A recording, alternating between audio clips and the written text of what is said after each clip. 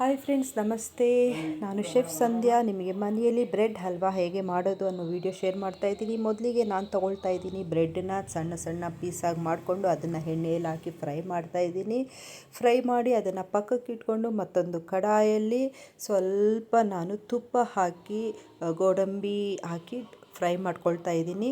ನಿಮ್ಮ ಮನೆಯಲ್ಲಿ ಯಾವೆಲ್ಲ ಡ್ರೈ ಫ್ರೂಟ್ಸ್ ಇದೆ ನೀವು ಅದನ್ನು ಹಾಕ್ಕೊಂಡು ನೀವು ಉಪಯೋಗ ಮಾಡ್ಕೊಳ್ಬೋದು. ನಂತರ ಸ್ವಲ್ಪ ಸಕ್ಕರೆ ಪಾಕ ರೆಡಿ ಮಾಡ್ಕೊಳ್ತಾ ಇದ್ದೀನಿ. ಯಾಕಂದರೆ ಆ ಸಕ್ಕರೆ ಪಾಕದಲ್ಲಿ ಹುರಿದಿರುವಂಥ ಬ್ರೆಡ್ಡನ್ನು ನಾನು ಮಿಕ್ಸ್ ಮಾಡ್ತಾ ಇದ್ದೀನಿ.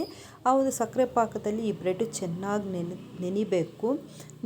ಅದನ್ನು ನಾವು ಈ ರೀತಿಯಾಗಿ ನಾವು ಅದನ್ನು ಪೀಸ್ ಮಾಡಿ ಸಕ್ಕರೆ ಪಾಕದಲ್ಲಿ ನೆನೆಯಕ್ಕೆ ಬಿಟ್ಟು ಅದನ್ನು ನಾವು ಹಾಗೆಯೇ ನಾವು ತಿರುಗಿಸ್ಕೊಡ್ತಾ ಇರಬೇಕು.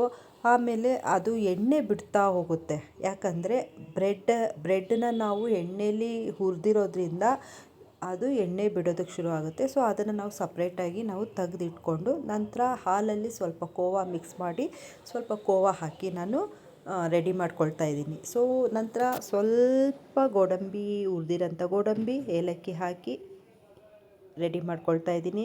ಫೈನಲಾಗಿ ಹಲ್ವಾ ರೆಡಿಯಾಗಿದೆ. ಈ ವಿಡಿಯೋ ಇಷ್ಟ ಆಗಿದರೆ ಕಮೆಂಟ್ ಮಾಡಿ, ಶೇರ್ ಮಾಡಿ, ಫಾಲೋ ಮಾಡೋದು ಮಾತ್ರ ಮರಿಬೇಡಿ. Thank you so much.